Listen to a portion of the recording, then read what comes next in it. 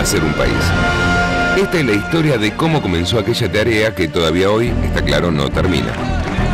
Los vencedores de la batalla de Caseros pudieron deshacerse de Rosas, pero no lograron evitar sus propias diferencias. Sarmiento, Mitre, Urquiza, pronto estarían enfrentados en conflictos que llegarían a dividir al país. Volvete Entre Ríos, provinciano. ¿Alto como dijo? Buenos Aires es de los porteños. Había dos países, ¿se acuerdan? Pero entonces Buenos Aires queda separada del país. Claro. Es una locura total. ¿Una locura, dice usted? Buenos Aires fue humillada por el tirano de Urquiza. Usted es un loco, un borracho. Mientras las provincias reconocen a Urquiza como máxima autoridad de la Confederación, Buenos Aires se rebela al mando de Mitre. ¡Canalla, traidor de mierda! General. Por eso, los porteños no jurarán la Constitución sancionada en Santa Fe. Una constitución aprobada sin Buenos Aires me parece que no iba a ser muy respetada, ¿no? No, pero de todas maneras el paso fue muy importante. Pero esta situación no podía durar mucho tiempo. Urquiza y Buenos Aires se enfrentan en dos batallas, Cepeda y Pavón. Entonces hubo guerra. ¿Y usted qué cree? ¿Que esta es una mesa para tomar el té? Urquiza gana en Cepeda y, aunque tenía todo para ganar, se retira de Pavón dejando el triunfo en manos de Buenos Aires. La revolución ha triunfado, señores. Bartolomé Mitre. Mitre será el primer presidente de una Argentina unificada. Desde allí se dedicará a organizar el Estado Nacional. Las preguntas las va a responder el doctor Vélez Arfiel, autor del Código. Con escuelas, con moneda, pero también reprimiendo a los grupos que no reconocen su poder. Los cobardes que no respondan a este llamamiento merecerían ser marcados con un hierro ardiente en medio del rostro para conservar eternamente el sello innoble del esclavo. Esta historia empieza a parecerse a la historia de una verdadera nación.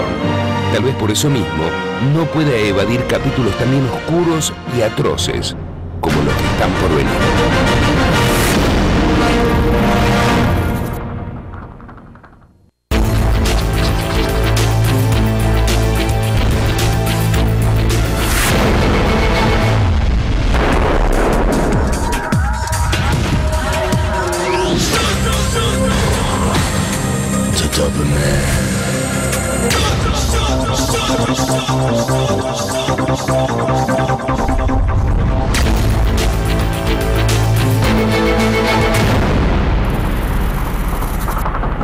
¿Y ahora qué vamos a ver? ¿Otra película de ferrocarriles? Sí, de los primeros ferrocarriles de Sudamérica. ¿Acá en la Argentina? No, ¿En Chile, en Brasil? en Paraguay. En Paraguay, ahí nos habíamos quedado. ¿Qué pasó con el Paraguay? Esto. Había una vez, en un lugar muy pero muy lejano, un país chiquito llamado Paraguay, en el que las cosas iban bastante bien. Paraguay tenía la primera línea ferroviaria de Sudamérica y la primera fundición de hierro, desde donde salía una tonelada de metal por día. Así pudieron botar el primer barco a vapor con casco de acero construido en el continente. Se llamaba Iporá. Paraguay tenía también una línea de telégrafo. El Estado fomentaba la educación pública y gratuita y el porcentaje de analfabetos era uno de los más bajos de la región.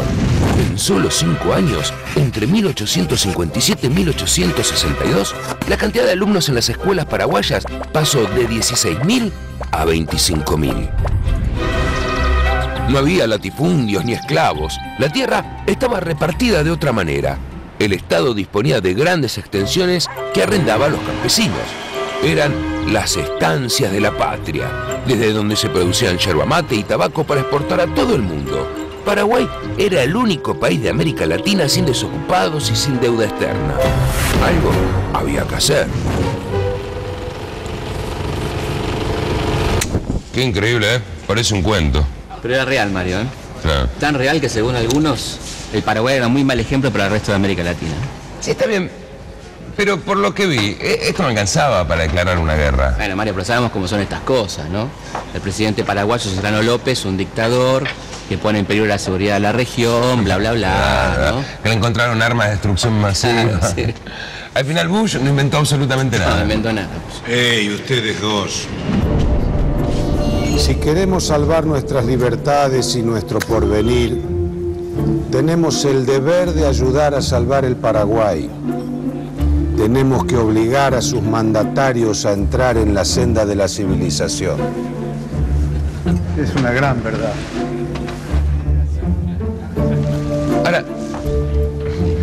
comienza todo esto? Hacia 1863, Uruguay tenía un gobierno blanco, el de Bernardo Berro, que era aliado del Paraguay. Berro fue derrocado por los colorados al mando del general Venancio Flores. Los gobiernos de Argentina y Brasil financiaron y apoyaron el golpe. El imperio destruyó a bombazos la ciudad de Paysandú. Tras el ataque, el gobierno de Berro pidió la ayuda de su aliado Solano López, y este le declaró la guerra al Brasil inmediatamente. Pero para llegar al territorio brasileño, las tropas paraguayas debían pasar por suelo argentino. El gobierno de Mitre no se lo permitió. Eso sí, permitió el paso de las tropas brasileñas para atacar Paraguay. Una extraña forma de neutralidad. No me digas nada. Entonces Paraguay le declara la guerra a Argentina. Bingo. ¡Oigan! ¡Se declaró la guerra al Paraguay! ¡Mitre va a hablar desde el balcón de su casa! Vamos. Pará, Mario, pará. ¿Va a hablar Mitre? Tranquilo. Pero... En mayo de 1865 se firma el Tratado de la Triple Alianza. ¿Que lo firman quiénes? Argentina, Brasil y el gobierno uruguayo, ¿no? El objetivo era derrocar al gobierno paraguayo Solano López y una cosita más. ¿Hay más? Hay más. El Paraguay se iba a hacer cargo de todos los gastos de la guerra. Está bien, pero mientras dura esta aventura al Paraguay, ¿quién garpa todo? Bueno, ahí está la frutilla de la torta. Pedimos un préstamo. ¿A quién? ¿Vos te acordás de la primera deuda externa? Sí, se la pedimos. Rivadavia se la pide a la Baring Brothers. Claro. Sí, una estafa total fue eso. Exactamente. ¿Le volvimos a pedir plata a la Baring Brothers? Claro. Ah, nos tapó el agua. ¡Al fin se declaró la guerra! ¡Al Paraguay! Según el oficialismo, la Triple Alianza significaba un acuerdo entre los países que querían la libertad. Sin embargo, lo firmaba un país como la Argentina, que apenas si podía mantener el orden interno a los tiros. Con Uruguay, que tenía un gobierno establecido por un golpe militar. Y con Brasil, Mario, una monarquía que tenía en ese entonces más de 2 millones de esclavos. ¡Viva la libertad! Ciudadanos, en 24 horas en los cuarteles, en 15 días en campaña, en 3 meses en Asunción.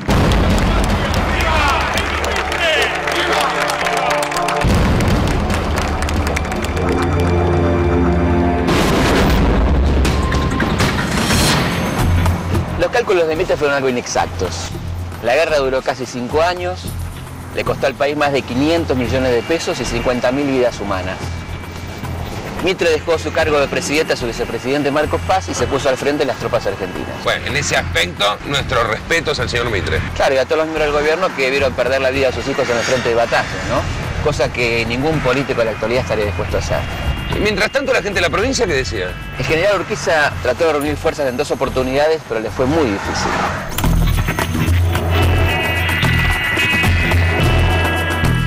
¿Qué está pasando, carajo? ¿Qué es esto de que se van? ¡Mi general! ¡Tenemos un prisionero! Traidor. Mierda. ¿Por qué me abandona, soldado? No es contra usted, mi general, pero nos está mandando una guerra que no queremos. ¿Qué estupidez es esa? ¡Es la guerra de la patria! Entre Ríos se parece mucho más al Paraguay que al país de Mitre, señor. Algunos hombres quieren sumarse al enemigo. ¡Resalte, traidor! ¡Cállese! ¡Cállese! Es la patria la que exige ir a la guerra. Y en ese caso, uno no elige, soldado. Solo va y pelea. Queremos pelear, pero contra Buenos Aires, no contra nuestros hermanos paraguayos. Sí, que se lo lleven. ¡Y aquí se muera Mitre! ¿Qué dicen esos traidores? Gritan: ¡Viva Urquiza, muera Mitre! ¡Que lo fusilen! ¡No, mi general! ¡No, porque traigan a todos los desertores y los fusilen de inmediato, carajo! O sea que 2 veces intentó y no pudo. Urquiza queda fuera de la guerra del Paraguay. No te creas, ¿eh? ¿Por? Urquiza va a incrementar su inmensa fortuna transformándose en el principal proveedor de las fuerzas aliadas. Y mientras tanto, los correntinos, ¿cómo responden a toda esta guerra? Bueno, hay partidas enteras de correntinos que se pasan al bando de López. Y mientras tanto, los trabajadores astilleros de Corrientes se niegan a fabricar barcos para los aliados, se declaran en huelga. La verdad estaba bastante complicado reclutar tropas. Sí, al punto tal que muchos soldados argentinos son enviados al frente engrillados. ¿Engrillados? Tremendo, los guerreros de la libertad. Y eso no es todo. Los soldados paraguayos prisioneros eran obligados a combatir contra su patria y algunos eran vendidos como esclavos por los brasileños.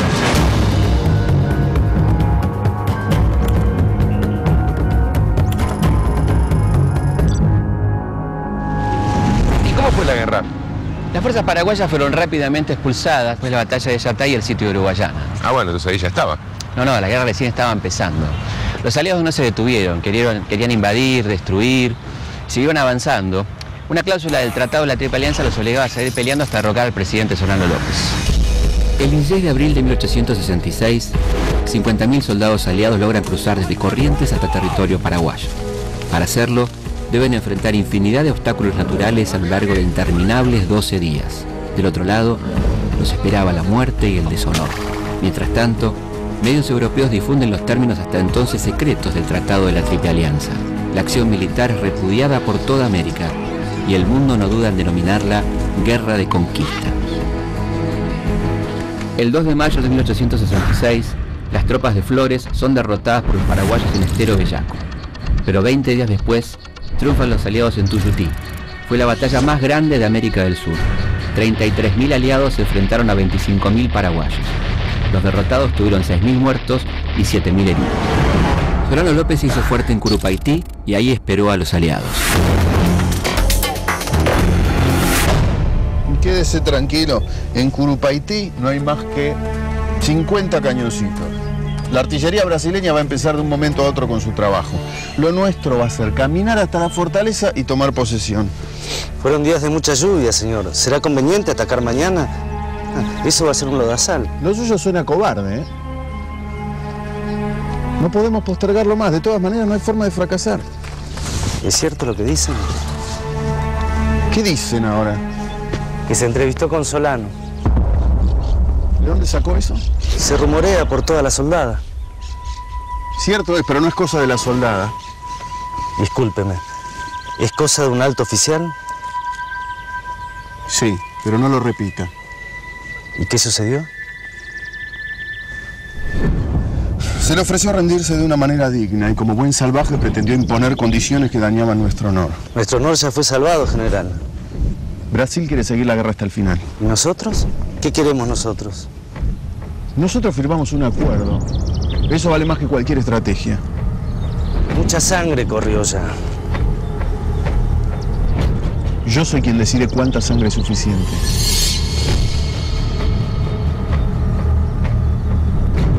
Con su permiso, general.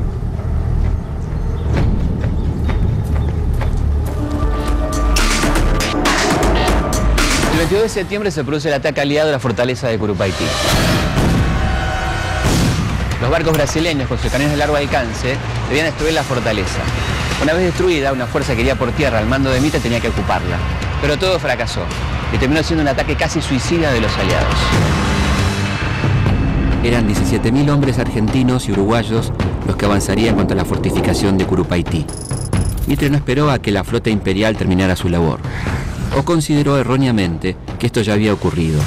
Lo cierto es que el ataque aliado se inició antes de tiempo, dando lugar al mayor desastre bélico de nuestra historia. En medio del humo de los escasos cañonazos brasileños, los argentinos avanzaron contra un verdadero pelotón de fusilamiento. Miles de hombres, casi indefensos, serían puestos fuera de combate en apenas una hora.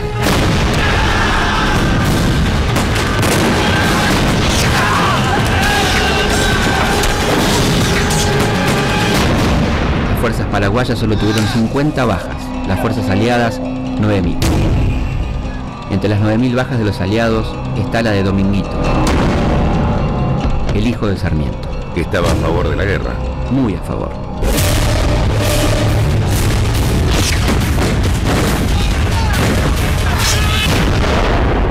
Después de ese desastre, la guerra se detuvo durante 2 años.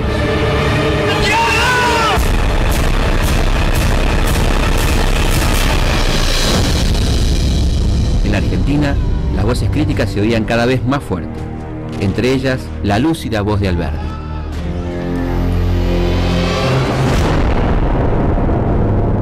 ¿Será la civilización el interés que lleva a los aliados al Paraguay? A este respecto sería lícito preguntar si la llevan o van a buscarla.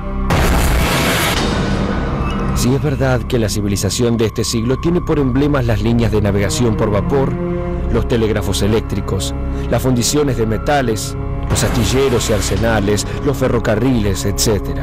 Los nuevos misioneros de la civilización salidos de Santiago del Estero, Catamarca, La Rioja, San Juan, etcétera, etcétera. No solo no tienen en su hogar esas piezas de civilización para llevar al Paraguay, sino que irían a conocerlas de vista por la primera vez en su vida en el país salvaje de su cruzada civilizadora. La impopularidad de la guerra, sumada a los tradicionales conflictos generados por la hegemonía porteña, provocó levantamientos en Mendoza, San Juan, La Rioja y San Luis. Frente a tanta injusticia e hipocresía, surgió el grito del caudillo catamarqueño Felipe Varela, que lanzó una proclama llamando a la rebelión para no participar en una guerra fratricida. Soldados federales, nuestro objetivo es el cumplimiento estricto de la Constitución jurada, el orden común, la amistad con el Paraguay y la unión con las demás repúblicas americanas. Miles de paisanos fueron llevados atados a la sangrienta guerra del Paraguay. ¡Todos apunten! No podemos esperar más un pronunciamiento de Urquiza. Está en nuestras manos terminar con la injusta hegemonía de Buenos Aires y las funestas ambiciones del general Mitre. ¡Viva Mitre! ¡Viva Varela! ¡Viva Varela! ¡Viva! ¡Fuego! A pesar de contar con un importante apoyo popular, Varela fue derrotado por las fuerzas nacionales en 1867. Como decía la samba de Vargas, nada podían hacer las lanzas contra los modernos fusiles de Buenos Aires.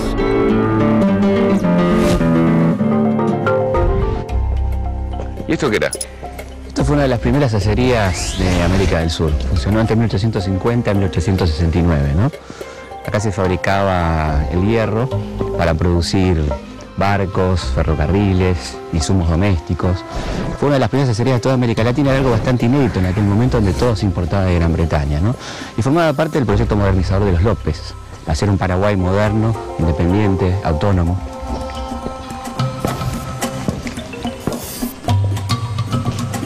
¿Y era usado también con fines bélicos todo esto? Claro, acá se produjeron las armas que van a ser usadas en la guerra de la Triple Alianza, ¿no? Hay que recordar que muchos países se negaban a venderle al Paraguay las armas por los intereses que tenían en Brasil y Argentina. Y acá se produjeron cañones, fusiles, las balas de cañón también, para aquella guerra terrible, ¿no? En este lugar que funcionó hasta 1869.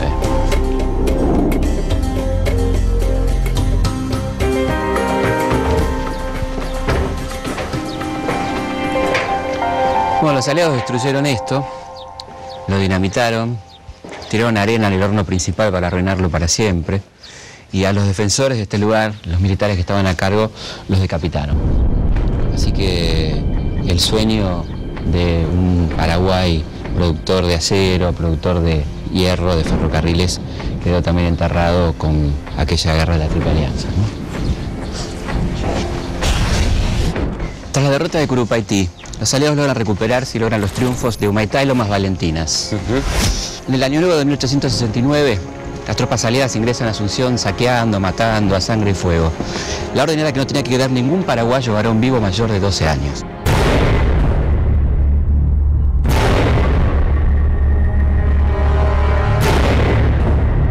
¿Y Solano López? Bueno, se refugia en el norte, se repliega con 500 hombres y una fuerza brasileña de 4.500 soldados sale a perseguirlo.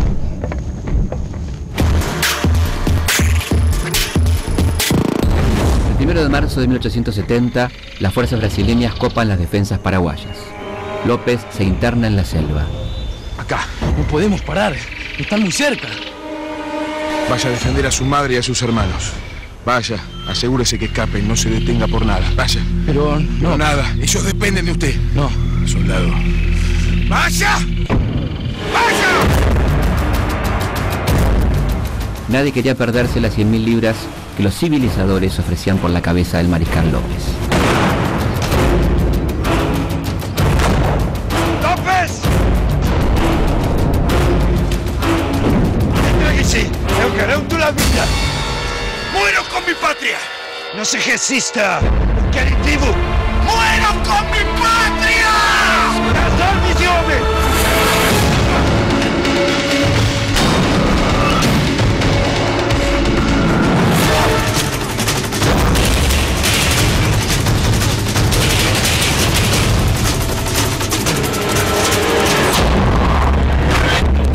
¡Maten, hijos de López!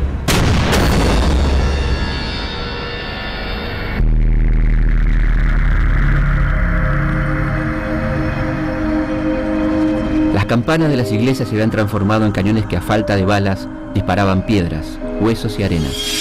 Solano López había resistido hasta donde pudo con un ejército de poco más de 400 hombres, mujeres y niños.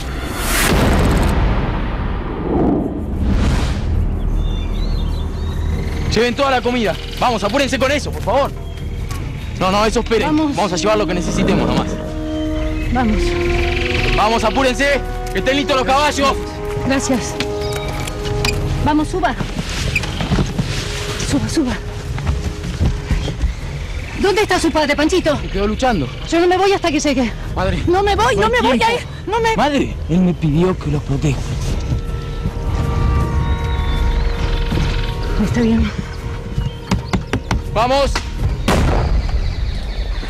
¡Paren esa cajeta o disparamos!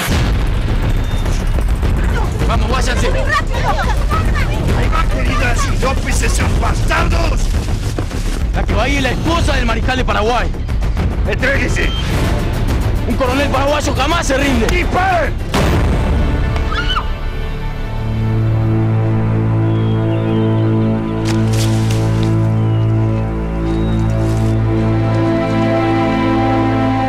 Está presa. Tenga cuidado. Soy inglesa.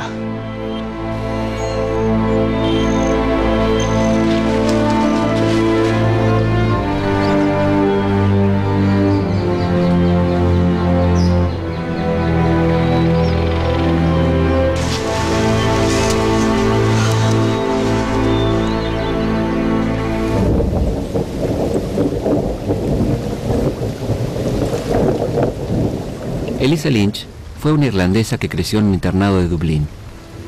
Como mujer cercana al presidente, atendió personalmente demandas sociales e impuso costumbres europeas a la sociedad de Asunción. Cuando López partió al frente para enfrentar a los aliados, Elisa Lynch partió a su lado. En el campo de batalla la llamaban el coronel. En medio de la batalla de Tuyutí, tuvo su 7º hijo, que moriría de cólera pocos días después. A esa mujer, heroica y testaruda, le tocará dar la última batalla de esta guerra miserable y desigual.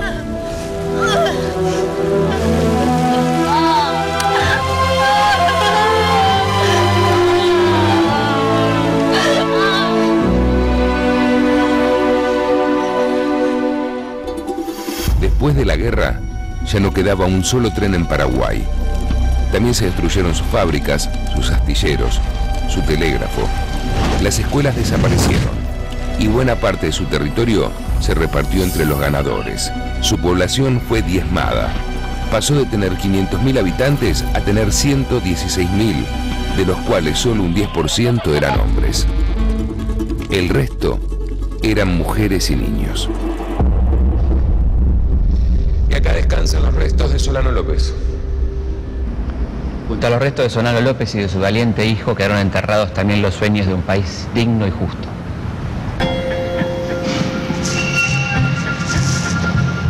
Bueno, ahora sabemos dónde empieza la deuda externa paraguaya. Sí, pero todavía hay algo más, ¿eh? ¿Todavía hay más? Según algunos documentos, el general Mitre ordenó arrojar al río Paraná los cadáveres de los muertos durante la guerra por cólera. ¿Y para qué? Para contagiar a las poblaciones ribereñas, particularmente a las de Entre Ríos, Corrientes y Santa Fe.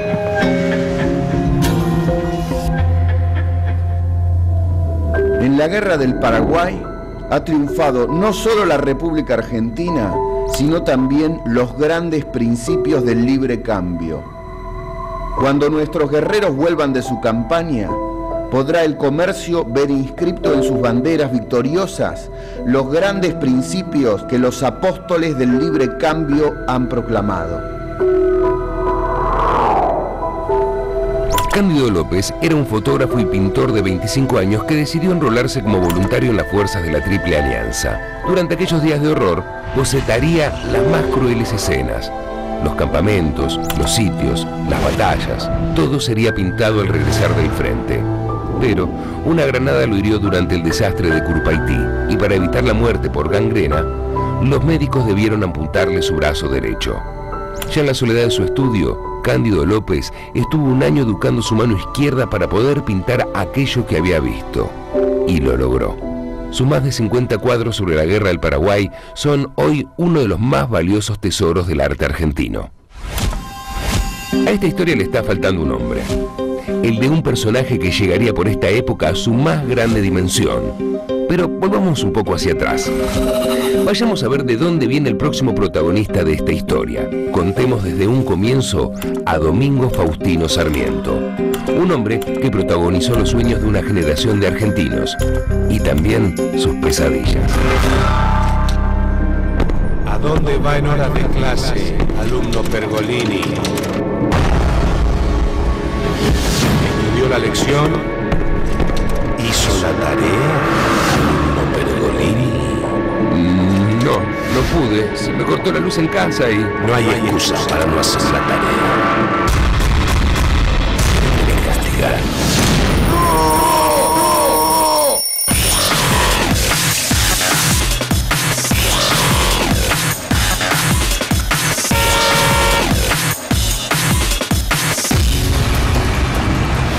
Tarde. Sí, lo que pasa que anoche me acosté tardísimo. Y no todos podemos ser como Sarmiento, ¿no? Que madrugaba, que no faltaba nunca clases. Bueno, no faltaba clase porque la escuela funcionaba en su casa. De hecho, sus primeros maestros fueron su padre y su tío. ¿Sabes que anoche soñé con Sarmiento? Bueno, con Sarmiento puede tener o sueños o pesadillas. Sí. Yo tuve pesadillas. Uy, mira, se lo habrá olvidado algún chico. ¿Qué es?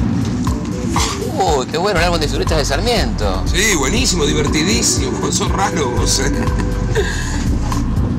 ¿Y vos qué sabes de Sarmiento? Bueno, que fue el padre del aula, que la lucha fue su vida, su elemento. Un poco lo que sabemos todos. Más o menos. Pero eso no es lo más importante, ¿Qué fue lo más importante? Y que era un hombre comprometido con las ideas de su tiempo, con los debates de su tiempo, un hombre muy contradictorio y que hoy sería muy políticamente incorrecto. Ah, mira, en esta casa nació Sarmiento. ¡Niño! ¡Niño, vengan! ¡Vamos, vamos! Por acá, vamos. ¡Domingo! ¡Domingo, vení, Domingo! Sarmiento, como lo mismo diría años después, nació casi con la patria un 15 de febrero de 1811 en el Carrascal, uno de los barrios más pobres de la ciudad de San Juan. ¡Sonrían! El matrimonio Sarmiento tuvo 15 hijos, pero solo sobrevivieron 6.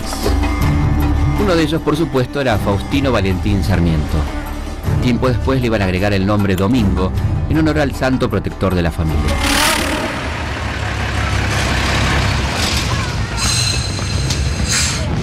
Entonces, a los 4 años ya sabía leer y a los 8 ya se habría quedado pelado. Sí, probablemente.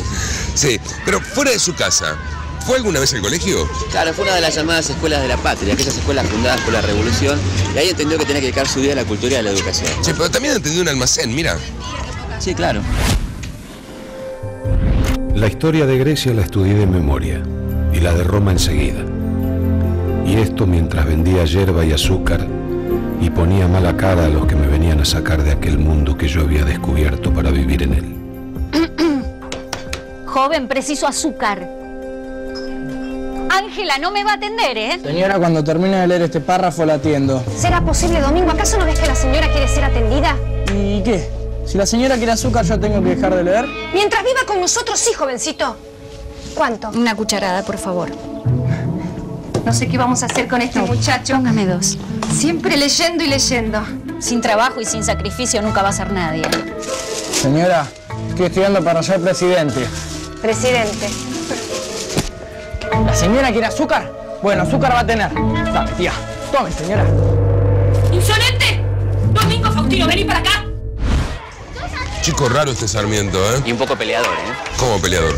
Y cuando era chico dirigió una bandita de pibes un tanto violentos en San Juan. Pará. ¿Y entonces este quién es? Sarmiento, Mario. Y que a veces nos parezca que los próceres nacieron con 45 años, arrugas y pelados, no es así, tuvieron una vida previa, ¿no? Sí, igual a este ya se le notan las entradas, ¿no? ¿Y Sarmiento se dedicó a estudiar o al vandalismo juvenil? No, siguió estudiando, pero por su cuenta, ¿no? En 1823, cuando tenía 12 años, no consiguió una beca para venir a estudiar a Buenos Aires. ¿No le daba el cuero? Él le daba el apellido.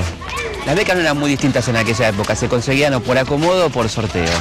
Él no salió sorteado, influencias no tenía. No, se quería matar, ¿no? Y ahí se hizo autodidacta. Ajá. En esa época igual en San Juan no pasaba nada. No te creas, eran épocas de guerra civiles, era unitario, se tiene que mudar de la ciudad, se va a ir a San Francisco del Monte con su tío y ahí fundó una escuela primaria. ¿Ese es el que le enseña a leer y escribir? No, ese era José Eufrasio Quiroga Sarmiento, ¿no? Que llegó a ser obispo de Cuyo. No, para. Facundo Quiroga y Sarmiento, ¿tenían algo que ver? Claro, Facundo, además de ser pariente de Sarmiento, fue su principal fuente de inspiración, ¿no? En 1827, Sarmiento vuelve a San Juan y es testigo de un hecho que lo va a marcar para siempre. Cuando las montoneras federales invaden y toman la provincia, un Sarmiento de 16 años ve por primera vez a Facundo Quiroga, quien genera en él una mezcla de fascinación y repulsión que nunca lo iban a abandonar. Desde entonces, Facundo encarnará para Sarmiento todo aquello que desprecia y teme. Es para él el rostro oscuro de una Argentina que no alcanza a comprender. Sarmiento decide oponérsele y se incorpora al ejército unitario del general Paz con el grado de teniente. Quiroga sigue con su avance imparable. En 1831 logra tomar la provincia de San Juan. Mientras tanto, en Buenos Aires gobernaba Rosas y el general Paz es capturado en Córdoba. Lindo momento para ser unitario, ¿no? Sí, lindo momento. Bueno, por eso Sarmiento decide exiliarse en Chile. ¿Y cómo es su vida ahí? Bueno, al principio trabaja en una escuela de maestro en la localidad de Los Andes. Sus ideas innovadoras provocan la preocupación del gobernador y debe mudarse a Pocura. Allí trabaja como dependiente de almacén y minero, pero nunca deja de leer y aumentar su amplia cultura general. En 1834 contrae la fiebre tifoidea. En 1836 el gobernador de San Juan le permite volver a su provincia natal y al funda el primer periódico, El Sonda. Poco a poco Sarmiento se va convirtiendo en la figura central de la provincia, pero las ideas de Sarmiento, te puedes imaginar, le gustaba mucho al gobernador federal, que le aplica al periódico un impuesto impagable, ¿no? Exorbitante. El Sonda, la verdad, tenía pocos suscriptores, 39 nada más, pero el impuestazo decreta su cierre definitivo en 1840, ¿no? Sí. Así que Sarmiento tiene que volver exiliado a Chile. Ahí es cuando escribe Las ideas no se matan. Muy bien, ¿viste que lo sabía de Sarmiento? No, yo no, lo dice en mi álbum de Figus. Aunque muchos creen que la frase es de Sarmiento, en realidad le pertenece a Diderot, filósofo y escritor francés. Hay muchas teorías sobre el lugar en el que escribió esa frase. Algunos dicen que fue en la pared de su casa, que dejaba atrás, pero el mismo Sarmiento habla de un lugar mucho más épico entre las montañas. A fines de 1840 salía yo de mi patria desterrado por lástima, lleno de golpes recibidos en una de esas bacanales sangrientas de mazorqueros. Al pasar por la quebrada de Sonda, escribí con carbón estas palabras. ¿Y por qué no lo escribió en castellano? Y porque también ahí hay un mensaje, ¿no? Yo, hombre culto, sé escribir, hablar en francés, ustedes bestias no saben, ¿no? Mira, los chicos de este colegio copiaron a Sarmiento, también hay un graffiti. Sarmiento vende patria. Habrá sido algún chico rosista. O algún chico que había leído este diario de Chile, mirá. Fíjate. Que el gobierno de Buenos Aires deje el estrecho de Magallanes a quien lo posee con provecho y no podrá abandonarlo sin mengua. El estrecho de Magallanes pertenece a Chile y quizá toda la Patagonia. Es una tierra desértica, frígida e inútil. No vale la pena gastar un barril de pólvora en su defensa. La verdad, Felipe, prefiero creer que Sarmiento escribió cosas mejores que esta. No, sí, claro que sí, sí. Sombra terrible de Facundo. Voy a evocarte para que, sacudiendo el ensangrentado polvo que cubre tus cenizas, te levantes a explicarnos la vida secreta y las convulsiones internas que desgarran las entrañas de un pueblo noble.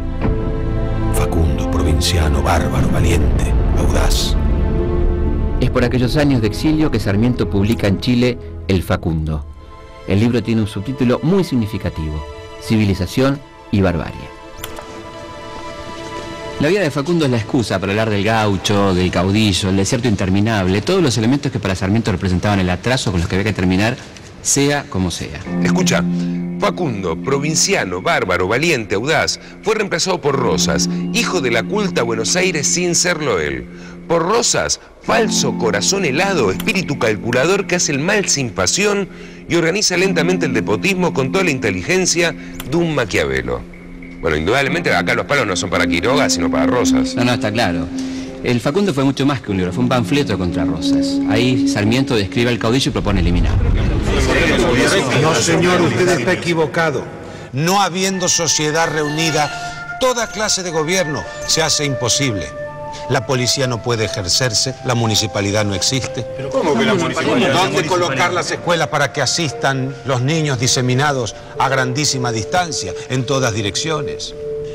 Así la civilización es del todo irrealizable y la barbarie es normal. Apartemos de toda cuestión social americana a los salvajes por quienes sentimos una invencible repugnancia. Se les debe exterminar sin ni siquiera perdonar al pequeño, que tiene ya el odio instintivo al hombre civilizado. Como muchos pensadores de su época, Sarmiento entendía que la civilización se identificaba con la ciudad y lo que estaba en contacto con lo europeo, que para ellos era el símbolo del progreso. La ciudad es el centro de la civilización argentina, española, europea. El hombre de la ciudad y el hombre del campo reflejan dos sociedades distintas. Es el enfrentamiento entre la vida que se va y la vida que se acerca. El paso de una época a otra. Sarmiento sabía que no iban a permitir que el Facundo entrara a la Argentina así como así. Entonces armó un paquete con varios ejemplares del libro y lo roció con una asa fétida, un medicamento de dolor nauseabundo. El envío estaba acompañado por una carta en la que decía que contenía remedios contra el coqueluche. Ningún empleado de correo se atrevió a abrirlo y así comenzaron a circular los primeros ejemplares del Facundo en nuestro país. ¿Qué acabas por ahí? Sírveselo, por favor. Sarmiento era otro de los hombres de la época que vivía soñando con Europa. Pensaban que habían nacido en el lugar equivocado. Sí, algo de eso hay, ¿no? Es una especie de rasgo de ciertos sectores sociales de la Argentina. Pero pronto el modelo de Sarmiento va a dejar de ser Europa. Rosas se quejaba ante el gobierno de Chile la actividad de los opositores políticos, como Sarmiento. Para calmar los ánimos, el gobierno chileno decide enviarlo a Europa y Estados Unidos para estudiar los sistemas educativos. Vacaciones pagas. Bueno, no es así, Mario. No, él cumple con el encargo. Se la pasa viajando entre 1845 y 47, más o menos, y escribe un libro donde marca sus impresiones de viaje, ¿no? Viajes por América, África y Europa. A fines de 1845, en Montevideo conoce a Esteban Echeverría, uno de los fundadores de la generación del 37 y opositor a Rosas como él, ¿no? Y en Francia, en 1846, tiene un raro privilegio. Conoce personalmente al general San Martín en su casa de Granburg. Pero lo que realmente impresionó a Sarmiento fueron los Estados Unidos. Por aquel entonces en Europa la cosa estaba un poco complicada, ¿no? Justo cuando Sarmiento llegó a Europa, se estaba gestando la mayor ola revolucionaria del siglo XIX. En febrero de 1848 esa revolución estalló y dejó una huella imborrable en Francia, en Suiza, en España, en Inglaterra, en Grecia e Irlanda, en los estados alemanes y en casi toda Italia. En París, los obreros ocupaban las calles con reclamos sociales y laborales. Había hasta estudiantes armados que llevaban carteles pidiendo que legalizaran el cannabis. Inglaterra estaba en plena revolución industrial. Las fábricas, las máquinas de vapor, los ferrocarriles, los trabajadores rurales y los proletarios sufrían de hambre, falta de agua corriente y epidemias. Londres fue la ciudad que eligió la Liga Comunista para pedirles a los alemanes Carlos Marx y Federico Engels que escribieran el Manifiesto Comunista. Suiza se organizaba como Estado federal y establecía por primera vez el voto universal. En Italia, votar no se podía. Casi todos hablaban diferentes idiomas y dialectos. Había una enorme cantidad de pobres y analfabetos. España, con Isabel II, comenzaba su propia revolución liberal. En Alemania, Prusia y Austria peleaban entre sí por ganarse el territorio. Un escritor francés ponía el punto final de su novela más famosa. El argumento: la justicia, la piedad, el perdón y la venganza. Había nacido el Conde de Montecristo. Sarmiento vuelve agrandadísimo a Chile porque había conocido a San Martín. Pero a la Argentina, ¿cuándo vuelve? Pronto. En 1851, Urquiza está armando el ejército grande contra Rosas y Sarmiento decide sumarse a sus filas como cronista militar con el grado de teniente coronel. Ah, yo esa figura tengo. Acá está. Tras la victoria de Caseros, Sarmiento se instala por unas horas en la casa de Rosas en Palermo y se da un gran gusto. Escribe el último parte de guerra en el escritorio del mismísimo don Juan Manuel. Esta noche acampamos en el campo abierto que hay enfrente de Palermo. Y puede decirse que esa noche, a la puerta de don Juan Manuel, se terminó la campaña que había emprendido entre tantos otros para echarlo a empujones de su casa. Los hombres que durante tantos años se habían escrito contra Rosas, condenando su violencia y su autoritarismo, tenían finalmente la chance de pasar a la acción, de ocupar su lugar y empezar a construir el país de sus sueños, un país que muchas veces se pareció demasiado a aquel. Entonces Sarmiento lo bancaba muerto a Urquiza. No te creas, era Sarmiento. En cuanto siente que Urquiza no le da el lugar que él se merece, se vuelve a Chile, hasta que se produce el golpe de Estado del 11 de septiembre del 52. El golpe que le hacen a Urquiza. Claro. Y ahí vuelve Sarmiento. Y vuelve con todo. Sarmiento vuelve y se incorpora al nuevo gobierno. En 1856 es el inspector general de escuelas de Buenos Aires y logra que el gobierno eleve el presupuesto educativo de 20.000 a 70.000 pesos. En 1862 es nombrado gobernador de San Juan. ¿Ganó las elecciones? Bueno, y te quiero contar lo que eran las elecciones en la provincia en aquella época, ¿no? Me imagino. Digamos que es nombrado gobernador y punto, ¿no? ¿Y cómo fue Sarmiento como gobernador? ¿Con qué tiza querés que te cuente la gobernación? ¿Con la blanca o con la roja? Con la blanca, me imagino que la roja es para un plato más fuerte. Bueno, ¿cómo no? A poco de hacerse cargo de la gobernación, dicta una ley que impone la enseñanza primaria obligatoria y crea escuelas para los diferentes niveles de educación. En solo 2 años, Sarmiento cambia la fisonomía de su provincia. Abre caminos, ensancha calles, construye nuevos edificios públicos, hospitales, fomenta la agricultura y apoya la fundación de empresas mineras. Y como se ve que le quedaba tiempo libre, edita nuevamente El Sonda. Pero lo que me contaste hasta ahora me parece una buena gobernación. ¿Por qué acá dice Sarmiento asesino? San Juan, como el resto de las provincias, sufrió los efectos de una política centralista que privilegiaba los intereses del puerto de Buenos Aires. La llegada masiva de productos importados fue arreglando lo poco que quedaba de las industrias del interior.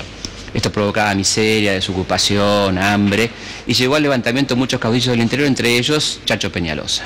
¿Quién era? Un caudillo riojano que en 1863 se levanta contra Mitre y forma las montoneras federales en la región de Cuyo. Señor presidente, los pueblos, cansados de una dominación despótica y arbitraria, se han propuesto hacer justicia. Y los hombres, no teniendo más ya que perder que la existencia, quieren sacrificarla en el campo de batalla, defendiendo sus libertades y sus leyes atropelladas vilmente. Chacho, fuerza, Chacho. Muchas gracias por todo, ¿eh? Cuídese mucho. Cuídese, Chacho. Muy buen viaje. Buena suerte, señor. Vamos, Chacho. Gracias por todo lo que hizo por nosotros. Cuídese, Chacho. Cuídese mucho. Papá, estamos listos. ¿Qué pasa, Chacho? Quiero decirle algo a todos ustedes. Pase lo que pase, nunca dejen de pelear. ¡Así es! Chacho! Sarmiento decreta el estado de sitio y como coronel que era, asume personalmente la guerra contra el caudillo y lanza una proclama.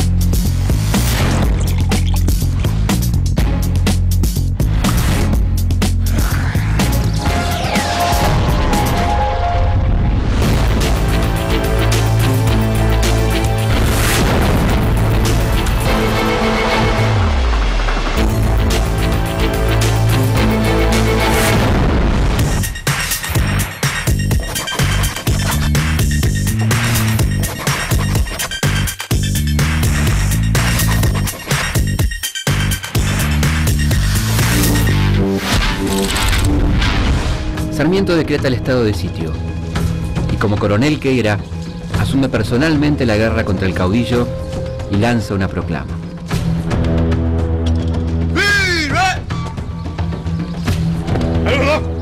Conciudadanos, a las armas y que San Juan sea un ejército, un baluarte contra la barbarie y un ejemplo para todos los pueblos argentinos. ¿Están preparados? Rompan filas. Esto es lo que espera de vosotros vuestro compatriota y amigo Domingo Faustino Sarmiento. Soldados, está en sus manos terminar con la barbarie del bandido Peñalosa. Comprendido, señor.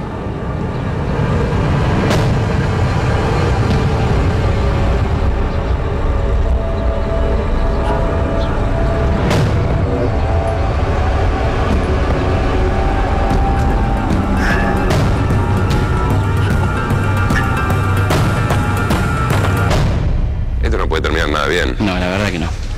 Los coroneles de Mitre, enviados para reprimir al pueblo riojano, no salen de su asombro al ver los niveles de miseria, de pobreza y el coraje de Peñalosa y su gente, ¿no?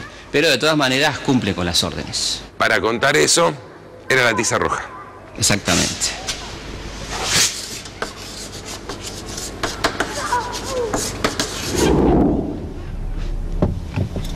Cuidado que está caliente. Pancito. Pancito, viejo. ¡Chacho! Ustedes no se resistan. No quiero sangre. Nada.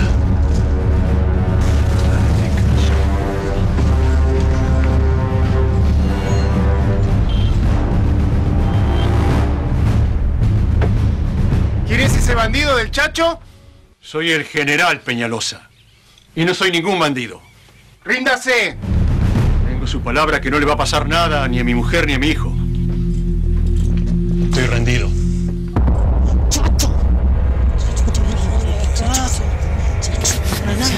No haces absolutamente nada.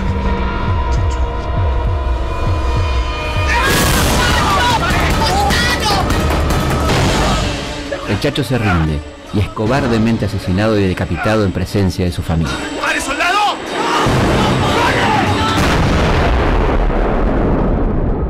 No sé lo que pensarán de la ejecución del Chacho.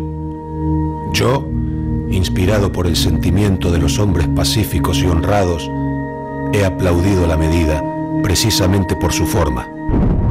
Sin cortarle la cabeza a aquel inveterado pícaro y ponerla a la expectación, las chusmas no se habrían aquietado en 6 meses.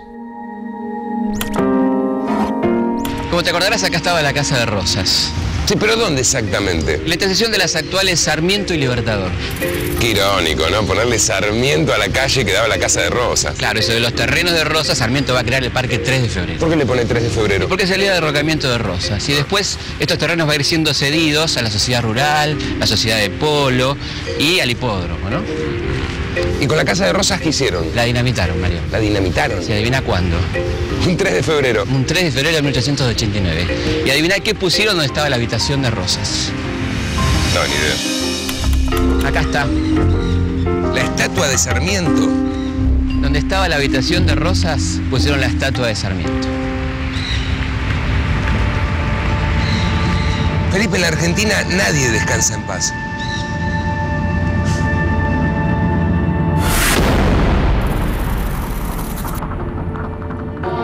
Me han dicho que estos alumnos son muy buenos en matemáticas y en geografía, Así es. pero pésimos en gramática. Bueno, tampoco creo que sea tan importante saberse los signos de puntuación. ¡Viva el presidente Sarmiento! Todos los recursos de la nación deben ser distribuidos y utilizados por leyes previsoras y equitativas. Sí, señor. Fue necesario hacerle comprender al SINA y al presidente que no es esperando cazar a las hormigas una por una cuando salen de la cueva, como se acaba con ellas.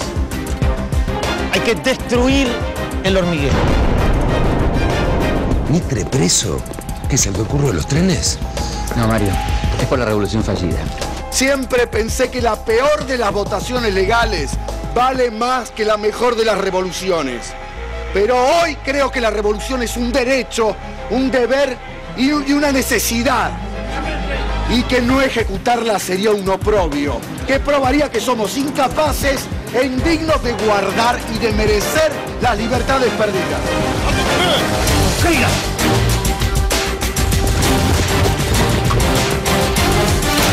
Mira, otra para la colección. Si guardala bien, va a ser una de las últimas fotos de Urquiza con vida, ¿eh?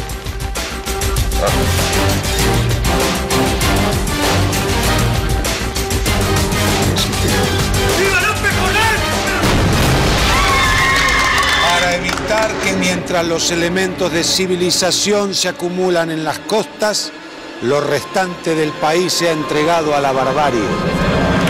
Está descargada. Van a matar a un hombre que está desarmado.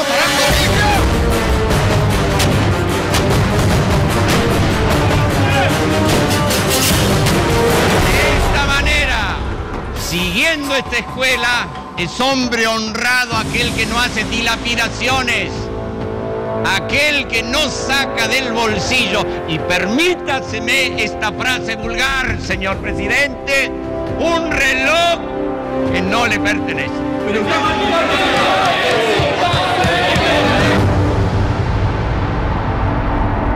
Le escribo, mi amada Aurelia, para que venga al Paraguay.